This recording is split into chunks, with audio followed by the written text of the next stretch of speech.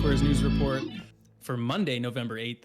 My name is James, and joining me, as always, is the esteemed host of the Circles and Squares Extra podcast. It's Katie. How are you, Kate? I am phenomenal. It's been a very momentous occasion at my house today. I can now officially say I've watched the credits roll on Returnal. Yes. Congratulations. Thank you. You can hear the crowd applauding you right now. It was a hard-fought victory, but I'm very excited to speak of it on our next show. And until then, I've definitely got some post-game stuff I need to check out. Yeah, I'm sure there's a lot to do still. Do you think it's the kind of game, like, not to get too far into it, I know we'll talk about it more on the upcoming show, but are you going to be playing it after the credits have rolled, or is it kind of just like, now you're done with it? I know for sure I'm doing at least one more run because I am very confident, just based off of how the game's been structured, that there is another, like, final cutscene I need to watch, and that the credits rolling is not the end of the story. So I'm definitely doing a run to catch that. And then there's also a lot of like little secrets and goodies and things to find throughout the game that I don't think I've completed. And also I think I'm relatively close. So I don't know, I've talked a big game about platinuming games before and I never end up doing it, but how much I like Returnal means that I definitely want to at least give it a shot. And so I'm not done with the game, but I don't think there's, like, as far as I know, tons and tons of post-game content, but definitely enough that I'll be doing at least a few more runs. Nice. I still gotta get that game. The more I hear you talk about it, and like other people obviously too, like I really need to check out Returnal. It's kind of embarrassing at this point that I've really not. It is but anyway, so good. I just want to say PSA for everyone out there, the biggest news that we could possibly give you is Returnal's amazing, and go play it. But we have other news stories. That's it for the show, everybody. Yeah. All right, bye. Next week. We can forget them all. Yeah. That's fine. That's it. No, that's actually not true. We do have a lot to talk about, Kate, so let's get right into it. Just a little bit of housekeeping first. Of course, we had if you're listening to this on Monday, well, we had another show come out last Monday, and that was, of course, the Circles and Squares podcast. It was our Halloween special episode. I think it came out on November 1st, though, so like the day after Halloween. But regardless, we talked about, it was our favorite scary games. We talked about Metroid Dread. We talked about a couple other things as well. So please check out that episode. It was a good one. And we'd love to hear your favorite scary games as well. So send them in, circlesandsquarespod@gmail.com, as we mentioned on that episode and every other episode as well. But today, Kate, we are going to start off with, of course, the PlayStation news from the last couple of weeks, including the State of Play that happened back on the 27th.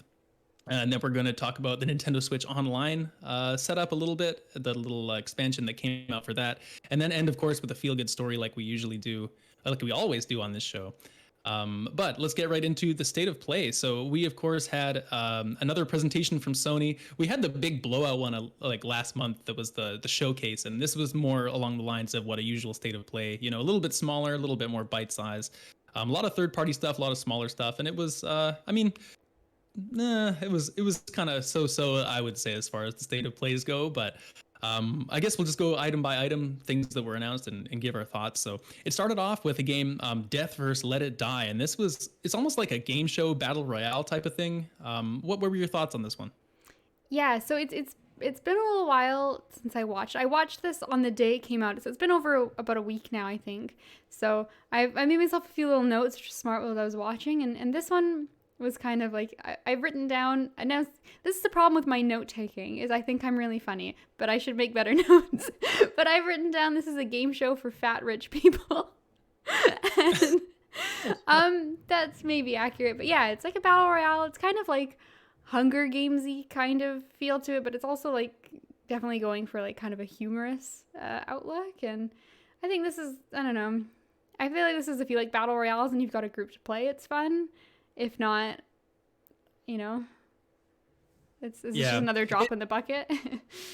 It was interesting. Like I found that they really went out of their way to characterize a lot of these little, like, playable. I don't know if they're all playable or really what's going on, but like that one girl with the blonde kind of haircut that goes across, like she's in it a lot.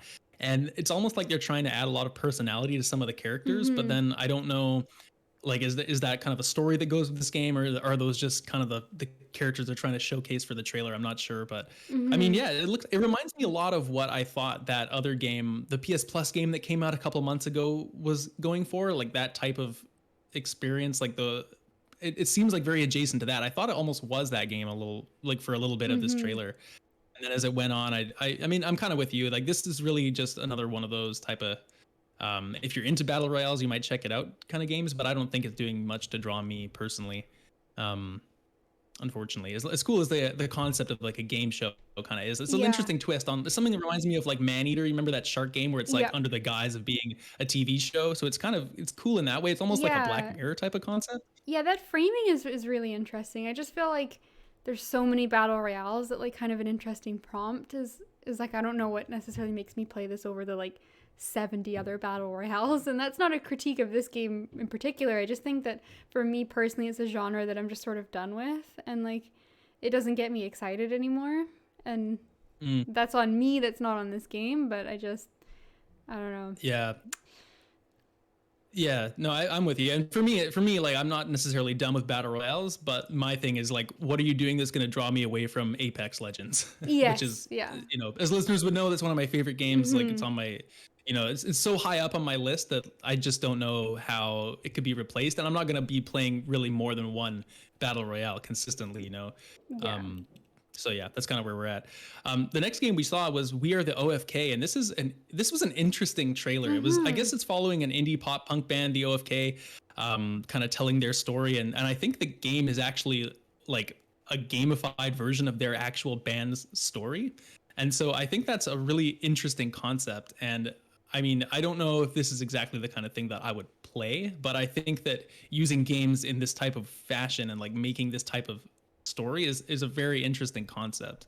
Yeah, I think this is really neat, and I could see a lot of people really liking this. I think this is going to be very niche, but I think the people who play it are probably going to absolutely like adore this game, and like it's just so neat. Like you said, yeah, it's kind of like a social sim where you're like playing and creating this band, but it is like the actual band members and following their story, and so I'd be interested to see like how many options and how much like control you have over it, because the game makes it seem like you do have a decent amount of agency with making different choices, but at the same time, like it's following this band's trajectory. So it's kind of a nice blend of like, Right. if this is a band that you like, and I feel bad, I really should have checked them out. So I'm going to do that after this show. But if you're really into their music, and like some people get really into, like, the band scene and like following their favorite bands and their different band members. So if you're already into that, like what a cool and amazing thing to be able to like play through their story. And I also think like 100%. even if you're not into the band, just the fact that it's based off of these like real characters and real experiences, I could see it being a really like emotional and intimate game to get into. So I don't know if this is the kind of game I'm necessarily going to pick up, but it's definitely a game that I think is neat, and I really want to see like what people think of it. Yeah, I mean, I'm interested in this game. Like, as far as the gameplay and everything goes, like, I don't think it's really for me. But and it's an Mm-hmm. interesting point you bring up too about like how much agency will you have in terms of like this is their real story. So are you really going to be able to make that many decisions? But at the same time, it's like this is the kind of thing that I wish we would see more of in the industry in terms of it's like just a very innovative concept. Mm-hmm. And so I really hope this game is successful in the sense that it would show other creators, there's a different way to approach this, and like telling Mm-hmm. your own story through this medium is something that could work. So I hope it's successful just for that reason. Mm-hmm. Even if it's not like for me specifically, but I guess we will see. Um, Next up, Kate, we had the Bug Snacks expansion, Bug Snacks, the Isle of Big Snacks. Big Never snacks. thought we'd be coming back to Bug Snacks, but we're back.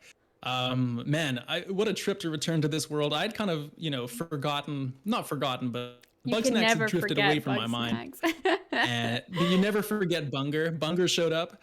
And yeah, I mean, are you going to go back to Bug Snacks for the Isle of Big Snacks? Well, I'm going to tell you, my notes right here say in all caps, we got a big bunger, bunger, bunger on our hands. And I love this. I think it's such a great idea. I'm calling it now. I called it was a horror game at the beginning, thinking that it would go down some dark turns, and maybe it didn't. But I think definitely now it's a horror game. Looking at these massive, like, horrific food abominations coming at you from the woods. And also they were hats. So that's something else that the trailer did show us, is that you can now, have like a bowler bunger. and I So think brutal. so. I think I'm gonna go back to it. I think it depends on if I can force my friends who played with me the first time, if I can force them to play this. Maybe because we had one of those game nights where none of us enjoyed bug snacks, but we played for like a couple hours just like having a really good laugh. And every now and again, we make the joke, like, so when are we finishing bug snacks? And now that this is out, we're like, oh my God, are we going to play more bug snacks? And so I think it'll depend. If they're really good, if they're good sports, which they're being called out right now, then we're going to play some big bunger. But if not, then we're just going to, say bunger at every opportunity that we can. Every time there's a character in another game we play and he has like a move called bunker, and every time it goes down we're like bunker bunker bunker. Like, so regardless if we play that's like bug snacks' major gift. Yes, is just a bunger meme. it is. So regardless of if we play this, bunger will live on in our hearts, but I think he deserves one more chance to show us what he's made of and also how good he looks in hats. So after the Bug Snacks expansion, we saw a very big announcement. I think Death's Door is coming to PS5, PlayStation. I don't know if it's coming to PS4 as well, but it is showing up on PlayStation platforms. And to me, this is a big win. I don't know if we knew about it coming to PlayStation before, but I mean, Death's Door is a game that has me interested for sure, and I've been planning to play for a while. So yeah, I mean, I know this game's got a lot of critical success, and yeah, having it on PlayStation, good news, and hopefully people buy it. Yeah, and the other thing to point out too is it does have controller support. So I'm not exactly sure what how detailed it is or what they've done, but they did mention that I have heard that it does have controller support, which as someone who's about 2/3 done on PC, I'm like, I could have had the controller. But I would definitely recommend this game. I think it's an absolute joy and a breath of fresh air, and I'm so excited to see Death's Door get even more publicity and support. Speaking of support, this is a game that might be for me. Kart Rider Drift is the next one that we saw, and this is, I mean, I think this game is, I've not done any research into this, but I think this is like a fairly popular game on like PC or something.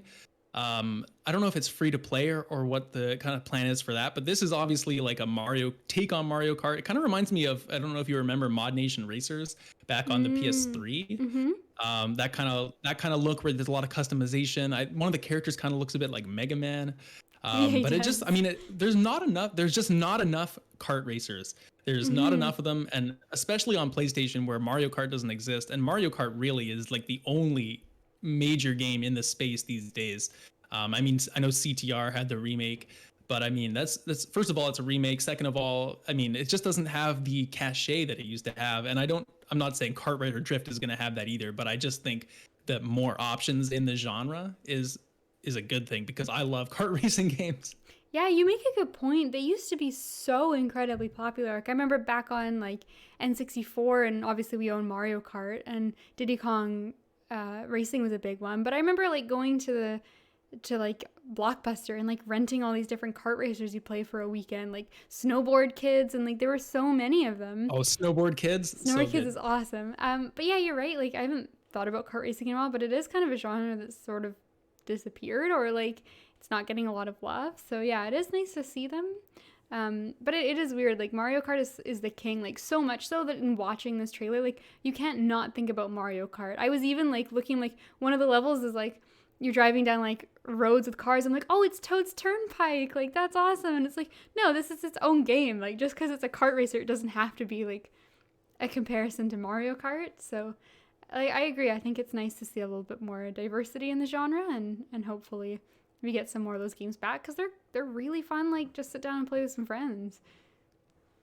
They're like one of the most classic genres of games, I think, that's really fallen to the wayside, you know, like not back in the day. I mean, if you go back longer than we've been playing games, like, you know, that maybe they didn't exist, but since we've kind of been in the realm of like, you know, Super Nintendo, N64, those kind of systems, even like GameCube, PS2, there was a lot of kart racers, and now it's just kind of one of those genres that it's kind of just gone aside from Mario Kart. And so, yeah, interesting to see this, and hopefully any type of success leads to more kart racers, because like we said. Bloodborne card, of course, Oh, also well, of course. could Oh, save the day. you know what actually is the kart racer I do own, and I haven't tried it out yet, but I'm super excited, is I kickstarted a game called Crowsworn, and it looks amazing. I don't know if the Kickstarter is still open, but everyone should look into it. It's like kind of like if Hollow Knight and Bloodborne had a baby, and it just looks like absolutely amazing.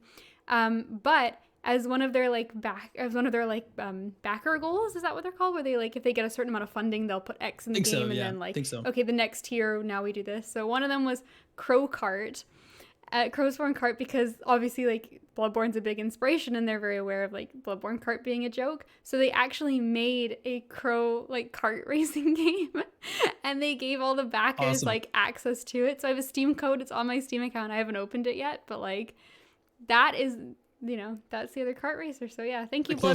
The closest we got. Thank you, Bloodborne. We're your move. Yeah. The next game we got was First Class Trouble, which is definitely a take on the whole Among Us kind of trend of these social psychology kind of deduction games. This one almost seems like what if Clue was a game like that? And so the concept is cool, and it's on PS Plus. So, I mean, maybe we should check this out if we can get a group together. I think it might be fun for a night. Absolutely. Yeah, this game was kind of cute. It's very much just like Among Us, but like with a little bit more detail. It's like Among Us developers had an extra like $5,000 to work with or something. Like it's very, very similar. Like you're kind of doing the same kind of like little games and the same kind of like sabotage, and then trying to figure out who is the bad guy based off of the little mini games. And yeah, it looks fun. I think I don't know, I'm in a weird position where I really like social deduction games for board games. I'm a really big fan of games like Secret Hitler, which I think is just the best one ever made. But I don't know, I didn't really fall in love with Among Us like a lot of people did. And so I'd be interested to give this one another try. And I don't know if it was just playing on my phone I wasn't a huge fan of, or if you really need to have the right group. So I don't know, I'm kind of on the fence about it just because of my experience with Among Us, but I'm definitely interested to give this a try, especially with PS Plus. But one interesting thing that really sets this game apart is, did you know you can change your outfit? Really? You're telling me you can change your outfit? I'm telling you can change your outfit. Shocker. I don't know what it was, but the trailer just mentioned so many times, like the main thing they wanted you to come out knowing was that you could change your outfit in the trailer. They must have brought it up like 4 or 5 times. Like, listen, you got to know about this. It doesn't really matter about the game, but you got to know. Exactly. Your suit can be different. And you know what? I'm all about fashion soul. So yeah, you can change your outfit. That's important. We're getting to the end of the state of play here. There's only a couple more announcements. Big one here, though. Star Ocean, The Divine Forest. Star Ocean is a game that, it's a really big blind spot for me, especially as someone that's a pretty big fan of RPGs. I've never really touched the franchise, but I know it's one of those ones that's been around just forever, and people really love Star Ocean as kind of a historic game in the genre. So interesting to see it come back. I don't know if this trailer really did a whole lot for me. I don't know what your feelings were, but for me, like there was just those scenes of the main character sort of jumping around those big environments, and just the animation on it looked kind of strange and really stiff to me. So I don't know if like the visual style really draws me in too much, but I mean the cachet of the series and like the fact that it's like the sci-fi space setting is interesting, but I don't know about the way that it looks personally. You know what is funny is that's the main note I made down for this. I found the character animations, especially while flying, looked quite stiff. And so I don't know. Star Ocean is it's another thing that I'm really not familiar with. I know that it's Square, but it's obviously not like their main lineup in the same way that we were getting like all the other big games that are maybe like taking more of the budget or resources. So I don't know. This trailer like didn't really tell me a lot other than if you know the same name Star Ocean, you should be excited. And I know a lot of people are. Like I saw a lot of people posting like, "Oh my God, there's a new Star Ocean!" So that's an awesome takeaway. It's a big game. It's a big deal. Yeah, so that's a really big deal. But I'm gonna take the L on this one and just say like, this is the first time I've really heard about Star Ocean, and I typically don't tend to play these like big JRPG games. So maybe that's more in your wheelhouse if one of us has to check it out. We will see. But a game I really will be checking out at this point. I think I've decided. Little Devil Inside is what they closed on, and we knew this was going to be one of the focuses of the state of play. At this before the presentation started, they said that they were going to focus a lot on this game, and we have not seen this game. I think since that initial PS5 reveal trailer. This is one of the games that we'd seen, and we still don't have a release date for it, unfortunately. But we saw more of Little Devil Inside, saw some of the mechanics, the gameplay, how it's going to work. Man, but how do you start talking about this without talking about the visuals? Because this game, like the way that train pulls up at the start of the sequence, like I urge everyone to watch the trailer at least for this game, because the graphical style of it, it just looks like a diorama. Like you could tangibly touch any of the things in it. Like it's amazing. It is. And the other thing too is it has a lot of different art styles going on. Like that first train sequence is like absolutely gorgeous. And by the way, that Billy, the main character, he looks like Bolin from Legend of Korra.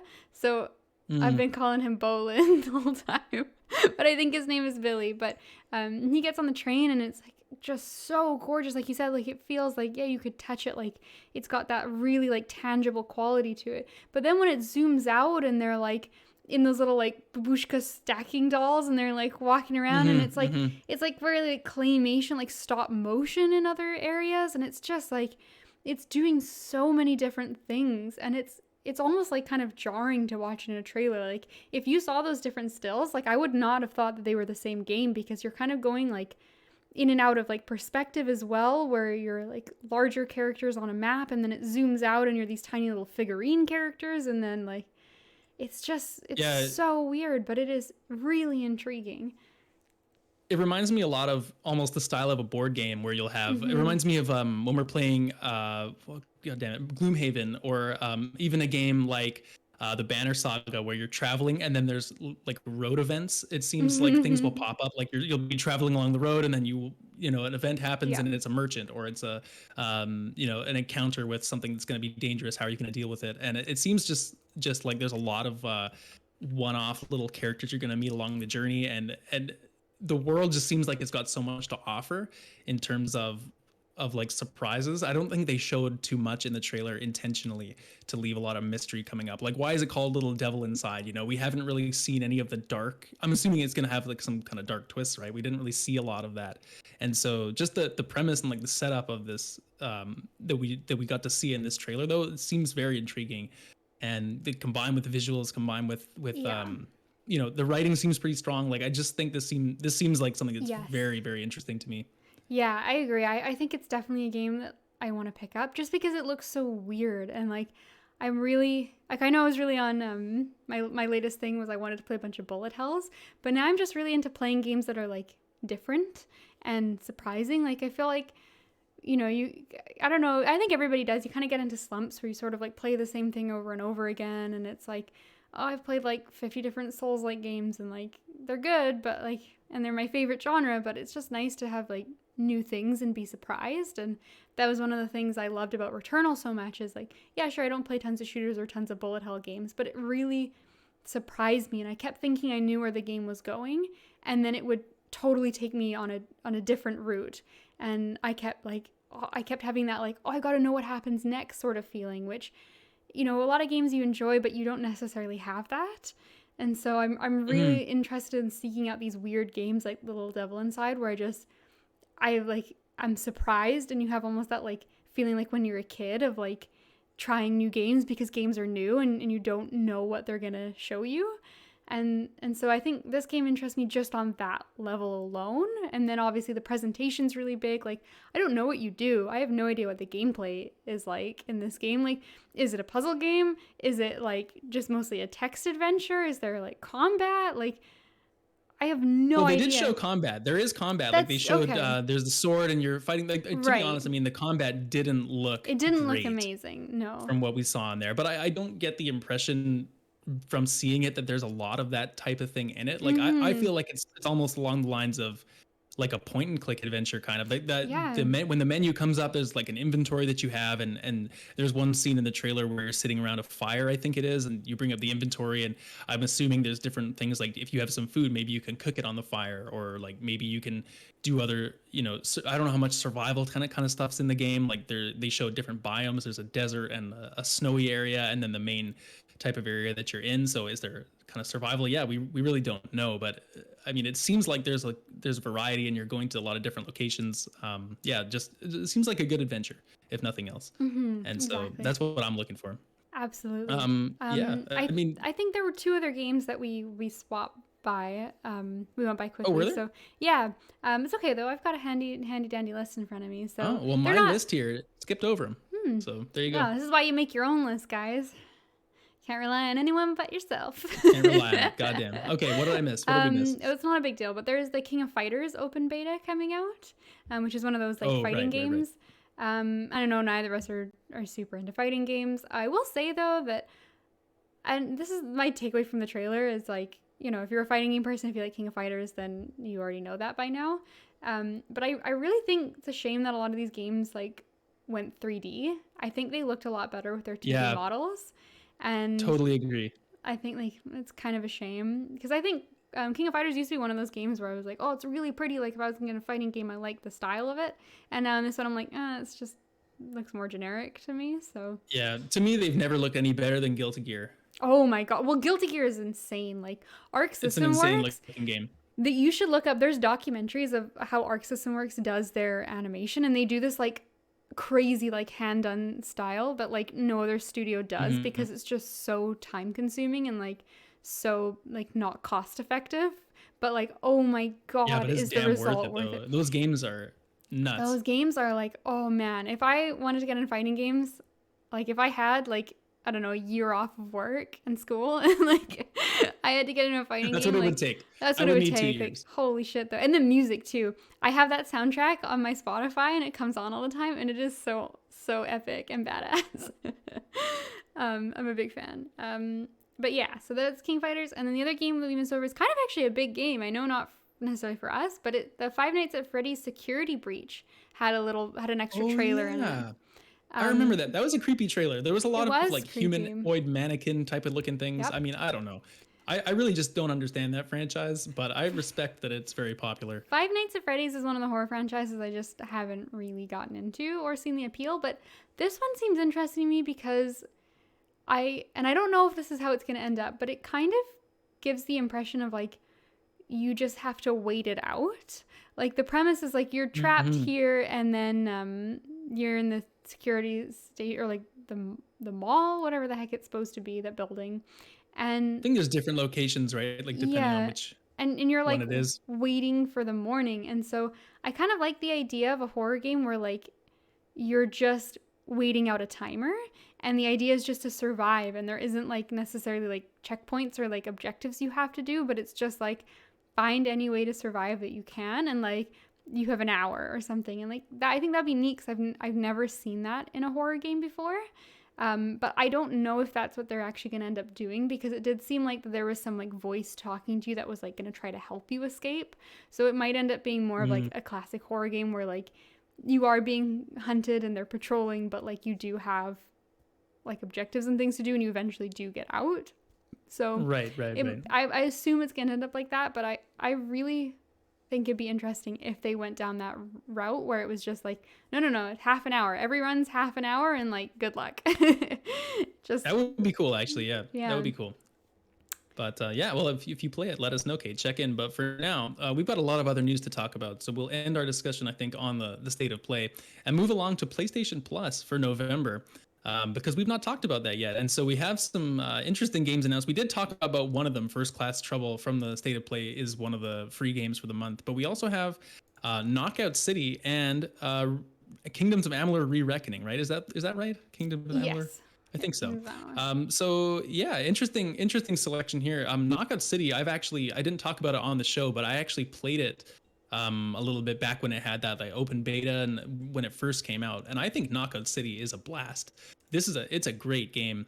Tons of fun, like fast-paced dodgeball. I'll definitely be checking that out and probably talking about it next episode for PS Plus actually. But it's a fantastic game, and I would hope that I hope that being on PS Plus kind of brings new life to it, because I think it's one of those games that, I mean, to me it seemed like being free to play from the start would have been really really helpful for it, instead of being I think $20, just because there's so much like multiplayer competition. I think we've talked about it quite a bit, right? But you got to be pretty special to charge for multiplayer only games these days.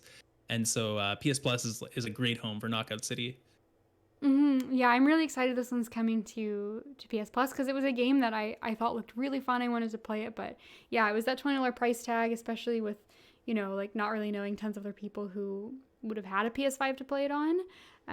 So it wasn't feasible, but now that it's on PS Plus, I definitely want to give it a try. It looks like an absolute blast. Yeah, I remember the trailers coming out and being like, oh, that looks so fun. So yeah, I'll definitely be playing Knockout City. I think we should totally give First Class Trouble a try. There's no reason not to. It's free, and I'm curious about it. Kingdoms of Amalur, I've heard good things. I think it's an older RPG now, and it's been a long time since anything's come out in that franchise. So I think this remaster or like version of it was like really came out of left field and like surprised people. And I've heard good things about it, and I know some like longtime fans were excited. I don't know if I necessarily have the desire or the time to get into a really long old RPG, but I think it could be really cool, like nostalgia for a lot of people. Yeah, I think so. I think it falls into the bucket of kind of like Star Ocean, where it's like it's got a decently big fan base, well-made game. It's a popular franchise, but it's just one of those kind of it's not like super mainstream and that kind of level. So yeah, I mean, good selection though. If you're looking for that kind of thing, then I think it's a strong month, honestly. Like it depends kind of what the quality of First Class Trouble ends up being. I think that will really solidify this as one of the top kind of tiers of PS Plus, but strong month, no doubt. So that's good stuff. And we'll talk about those games, whichever ones we play, on our next episode of Circles and Squares podcast. So look out for that next Monday.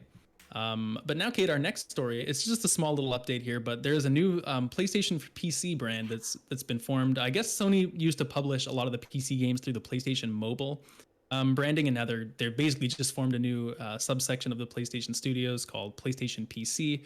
And really, it's just a branding change. But I think the interesting part to point out here is it's just more evidence that I think PlayStation's presence on PC is going to continue to grow, as we've seen. Horizon Zero Dawn, Days Gone, God of War is coming to PC. I think that this type of branding, along with those games coming, is just more evidence that I mean, I don't know if we'll ever reach a point where PlayStation first party stuff comes out on PC at the same time as on PlayStation, but I think that it's definitely only going to continue to grow in terms of having PlayStation stuff on PC. Yeah, absolutely. I think it's a good sign. I think we've mentioned a few times on the show before that we're both really big supporters of things coming out on as many platforms as possible, because that's what's better for the consumer, versus exclusivity is better for the big companies. And obviously we want Sony to be doing well, so they keep making us amazing games. But at the end of the day, we're more for the people than for the business, I think. So I'm super excited. I know a lot of people who haven't played God of War and would really like to, because they don't own PlayStations, and now it's like, oh, you've no excuse, play God of War, it's amazing. And then buy a PS5 for Ragnarok when it comes out. Exactly, yeah. But yeah, I think this is good news, and hats off to all the clickbait journalists that keep telling me Bloodborne is totally coming to PC. Oh, I know, it's terrible. And then the article is like, oh, gee, wouldn't that be nice? There's no evidence. Yeah. The headline's totally different, yeah. Yeah, but it's interesting. They've got a new angle to pull it off on, and who knows? Maybe Bloodborne will eventually come to PC. Exactly, yeah, exactly. We hope so. I mean, the more success they have, I mean, it's got to happen eventually, right? The game is just too freaking popular. But we talked about that last time, so let's move along. Actually, that's going to close us out for all the PlayStation news of the last couple of weeks. But we'll move into what I like to call, I said last time, the out-of-town scoreboard.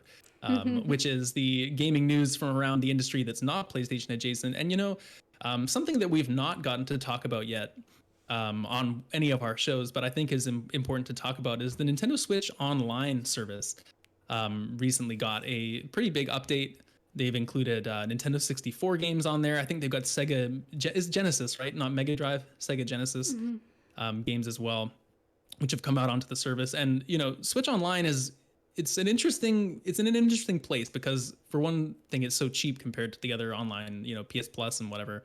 But the other time, it's got a lot of errors as well. Like the online's never super good, and I think people have been having some struggles with some of this Nintendo 64 stuff as well. So, yeah, I mean, I don't know. Like, where do you want to start with this? What do you think of the Nintendo Switch Online? Like, do you have any interest in the N64 stuff? So here's the thing. I basically never use Nintendo Switch Online.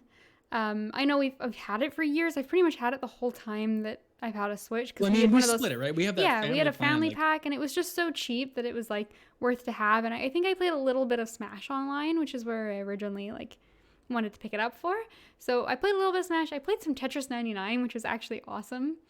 fun game. Super fun. And aside from I that, suck at Tetris, but yes. it's fun. Oh yeah, I do not get like the T spin, whatever it's called, very well. Yeah, It's a hard game too actually. advanced for me.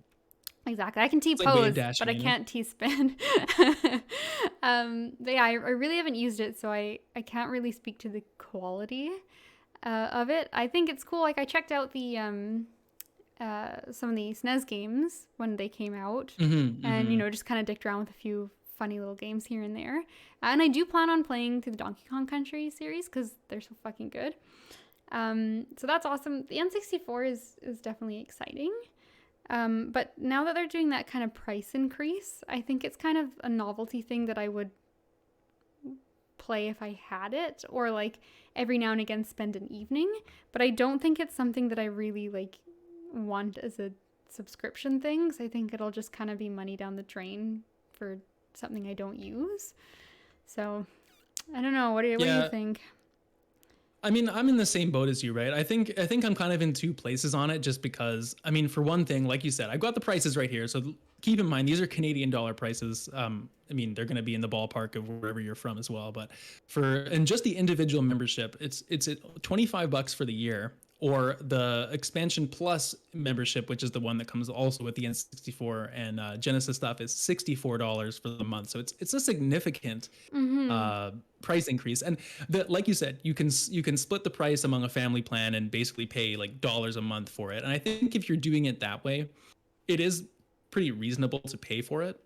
But at the same time, I think that it's just not something that's really drawing me in. And I mean, I love the Nintendo 64. Like that was one of our first consoles we had. Like I've got a lot of nostalgia, and a lot of those games, like a lot of the games on this collection actually are something that I remember having a really good time with, like Mario Kart 64, Star Fox 64, Mario Tennis. Like these are all Yoshi's Story. These are all games that, I mean, I have really fond memories of playing. But when I really think about it, if I was to get this service, and beyond sitting down for that initial evening and kind of diving into a few of these, like, am I really going to go back and ever touch Mario Kart 64? Like, of course I'm not. I have Mario Kart 8 Deluxe.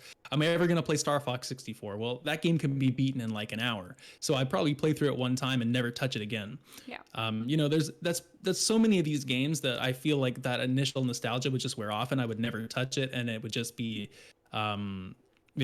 another subscription that I'm paying for, just like Netflix and Spotify and all this stuff. And so, like you, I also don't really play Switch games online. So, it's interesting. Like it's cheap enough, but I think the other problem too is that, and this is, maybe the second part of our discussion, is that the Switch Online has been also having a lot of issues around these N64 games. There's certain examples of like the sound not working. You can't remap the controls, and because the N64 controller was so different, that certain games, I think like Legend of Zelda, I heard a lot of people have like issues around like the button mapping with that game. There's some input lag, sound delays. Like there's a whole article on IGN here about like Nintendo facing a lot of backlash about some of these glitches and errors with the subscription and with like the way these games function. So I think that especially since they're having this type of problem with a lot of the games, like it just compounded with the fact that there's really not a huge selection of these N64 games. They haven't really said like what the cadence of new games getting added to it's going to be. There's just a lot of question marks around it. And for someone that's already either played a lot of those games or isn't really going to go back, I just don't know if it's really compelling me, basically. Yeah, I agree. It seems like I don't think they're necessarily wrong in charging more for getting all this extra content, but it feels like maybe like put it out too early. It wasn't quite ready. Like, I'd be pretty upset if I paid like $65 for the month and I have a bunch of games that don't really work properly. Well, And 65 for the year. For right, the year. okay, for Let's the year. qualify. 65 for Right. a month. Oh my Oh God. my god, yeah, that would be That's a lot. insane. Yeah, and like you're right, like 64 for a year like really isn't like that much. Like it's easy to spend 64 like on one game or on like one thing and you don't think about it the next day. And so it's not like it's like an absolute like gouging. I don't think the price is terrible for the amount of content. It's just, yeah, are you going to use the content? Does the content work? And so I think Nintendo really needs to fix this quite quickly. Because I don't blame people for being jaded. Or maybe like, give someone a month off free or something, like whatever they need to do to kind of fix people's perception. The other thing I was going to ask now is do you have to buy the year or can you like upgrade for like a month? Because you can upgrade for a month as far as I know, but then you would only have those games for a month. So maybe that's the solution if you wanted to just check it out for an evening, right? That to me is what I feel like I would do with this, because like you said, like I'm probably not going to play tons of like Mario Kart, maybe not more than just an evening, just as like a fun nostalgic thing. And so I think I'd like to do that, but that's not really worth buying a whole month. But then there's also like some really good RPGs on here. Like Mario Kart 64 is on here, like Ocarina of Time is on here. Like there's tons of really great RPG games that if you never had a chance to play, this is a really convenient place to pick them up. And so I could see myself being like, you know what, I played a lot of Mario 64 as a kid, but I don't think I ever like beat it. And so maybe like I'll grab a month and just run through that game. And then while I've got it, maybe I'll have an evening where I play some Mario Tennis, right? And so I think that is more where I see the value in this, is like just kind of picking it up when I feel like playing a game, not just keeping it open forever where you like can go months without using it. So I think if they're flexible, I think that's where it would draw me in. But otherwise, like, yeah, I don't know. I don't use the online enough. Like I'm definitely not the target person for this. Like I know some people who are like, this is a great deal and like, oh, this is awesome. Like my whole family uses it. We use it all the time. We have like 3 Switches. And so like, that's awesome. But as someone who like my Switch, like to be honest, like the last thing I picked it up for was that card RPG demo. And right, like, yeah. Well, that's because I haven't lent you Metroid yet. Exactly. And I played a little bit of Pokemon Unite, which is also was online. So I did use the online there for Pokemon Unite.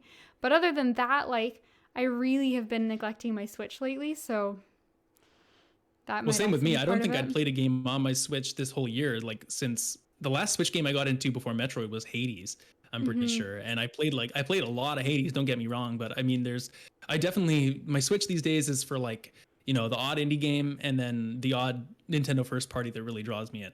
And aside from that, it's like what I pull out to play split screen Mario Kart when I have like a group over, which is rare because it's, the pandemic. Yeah, exactly. And it's like, the on the go feature is so great, but it's like, where the hell am I going? And, I am commuting now, but I don't really love to play my Switch on the train. It's just kind of, there's too many like in and out of changing stops and like standing and playing on the train isn't ideal. And so like, yeah, I just don't really like take it places so much anymore. But I really like the Switch, and this has made me sad. I want to play my Switch more, so maybe Metroid Dread is exactly what I need in my life right now. Oh man, well, when you want to borrow it, you let me know, because it's phenomenal and you should play it. Anyway, Kate, I think that's going to close us out for the show today, aside from the fact that we have one more thing to get to, which is our feel-good story of the week. And I have not prepped you on this because I found maybe one of the most wholesome things I've ever seen on the internet today. And I'm going to do something to close us out that we don't usually do on the show. And that's going to be, I'm going to actually read you this article. Okay. Because I think it's that much worth the story here.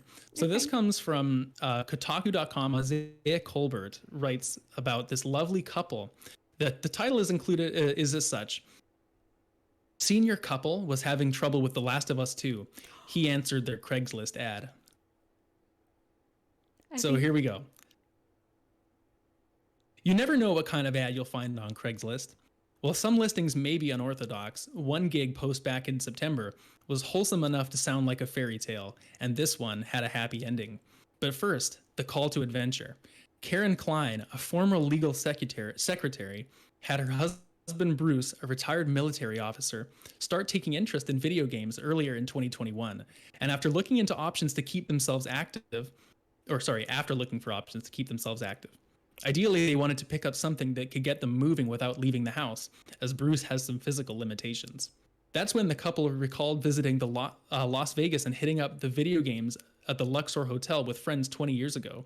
Plus, this wasn't Dave and Buster's, or something about Dave and Buster's, whatever. Karen decided to buy a more powerful and more expensive PS4 Pro, though she admits the duo doesn't know much about one console from the other. Not long after, the two started reading video game reviews, and after doing some research, Karen stumbled upon a certain YouTube channel where he saw some praise for The Last of Us 2 on PS4.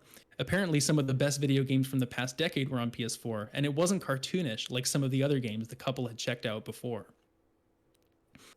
And they figured they could conquer The Last of Us 2 as well, and surely other games like it could be a piece of cake. But even after using the ample accessibility options offered by the game, the couple struggled to make progress. They liked the realism, but it also was hard to figure out the gameplay, and the game began with cutscenes ending in The Last of Us 2's opening act. Their sessions were filled with laughs. I had no idea what we're supposed to do and what we were looking for with the little circles and triangles, Bruce said, commenting on how they struggled to find Ellie's jacket at the start of the game. Ellie stayed in her room for a day and a half. There's a little bit of spoiler territory here of some of the stuff that happens in The Last of Us 2, so I'm going to skip over it. Appreciate it. They really basically just couldn't control many of the game scenes and stuff going on. So I'll skip ahead, and it said here, rather than succumbing to frustration, Karen drafted up an ad to go on Craigslist. On the in the hopes that someone that is exactly what they call it, though. right. To go on Craigslist in hopes that someone might be able to help. The couple received some replies, although kind, only suggested that they start out playing games that were, quote, more appropriate for beginners. And this was not the game they were looking for. But eventually, the Craigslist post would find its way to the r/PS4 subreddit, where it was screenshotted by a user. And one user managed to respond, and they said the way that it was written was very funny. It was written with words like, "We want to enjoy this diversion. We need a person who knows the game and how to work the controller." This sounded like exactly what my grandparents would write if they needed a tutor for a new piece of technology.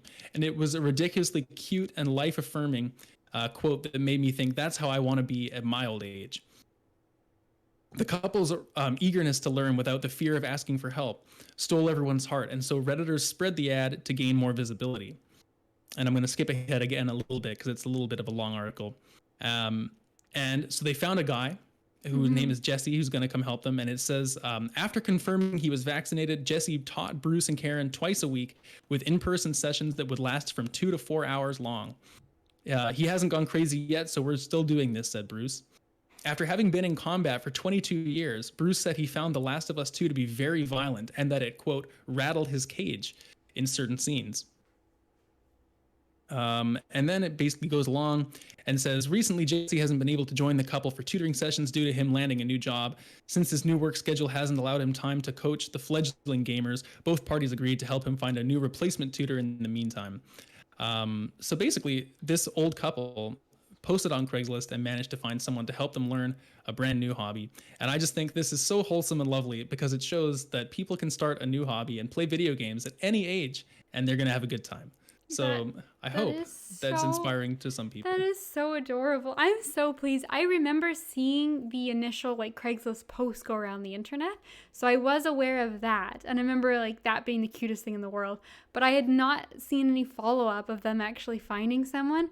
And that is so, so adorable. I love it. And like you said, what a great couple. They're just going to try something new and people always talk about when you're in your teens, those are the best years ever because you have so much freedom and you're figuring out who you are and you got all these friends and doing fun stuff and yeah, absolutely, there's the truth to that. But I honestly think as long as you're healthy, being old and retired, especially if you've grown old with someone and you're a couple, I think that sounds like a hell of a good time too. You got so many great memories and you're you got all this time Yeah. to try new things, and like I think like being old, like it's gotta be awesome as long as you're healthy, obviously. But like, way to go, this couple. There is one other small passage just at the end of the article I would like to read because I think it's a good way to wrap it up. It says here, having gone through life with a bunch of laughs in their 57-year marriage, Bruce and Karen said they hope to expand their gaming library with titles that aren't quite as violent as The Last of Us 2. Perhaps they'll try some couch co-op games together, they said. Before starting their journey, Bruce and Karen thought gamers were just young kids that didn't want anything in life aside from sitting inside and playing games. But after troubleshooting with some of them, the stereotype that they once knew started to dissipate. I consider myself a pretty smart guy, and if I can get out of the room in The Last of Us 2, then these gamers are a mile ahead of me, and I'm impressed, Bruce said. I want to keep working and maybe someday be able to compete on the internet. He revealed during his interview with Kotaku, the goal for him isn't just to go beyond embarrassing himself. He wants to get genuinely good at something and perhaps stand up against other fellow gamers. Apparently this was news to Karen, who at this point of the interview turned to Bruce and asked, "What?" And that's the end. So that's adorable. Man, he wants to compete on the internet, Kate. That's lovely. My God, Bruce keep him away from League of Legends. Don't tell him that's a thing. He's too pure. Had such a bad time. He is too pure. He can't be submitted to that. No. Bruce and Karen, if you're listening to the podcast though, please get in touch. Message us because we would love to have you on. Oh my God. Talk about your favorite games. That would be a dream. I gotta finish Last of Us 2 so that they can come on that episode. You sure do. But yeah, that is amazing and inspiring, and you're never too old to try or learn something new. And you know what? How open-minded is that, right? Like coming in from the perspective of like, exactly. Oh, it's just stuff for kids, and like, you know, that's like an opinion of like a lot of people. Like video games are, like, you know, they rot your brains and they're bad for you. But it's like, you know, and especially coming into a game like The Last of Us 2, that's such an emotional, like, human story-driven game where it's like, yeah, that would shatter that perception of games for sure pretty quickly. It would definitely, yeah. It's a lot more than Galaga and Space Invaders and all that stuff. So yeah. Anyway, Kate, I think that's brought us to the end of the show here. So I want to say thank you as always for joining me. It's been a pleasure. We always have a good time. And thank you all for listening as well. Of course, if you want to get in touch with us, write in about your feel-good stories. If you found a feel-good story that's going to beat Bruce and Karen's stories, please send it in because we would love to read it on the show next time. Of course, you can send those to circlesandsquarespod@gmail.com or get in touch with us on Twitter @C&S-Pod. All those links, of course, are down below. And again, thank you all for the support, and we will see you again in, 1 week's time on the Circles and Squares podcast, where we will hear more about Kate's Returnal experience beating the game. I'm going to be telling you guys about Last Stop, which is a very interesting point and click from Annapurna, and as well as the PS Plus game. So look forward to that, and we will see you on the next episode.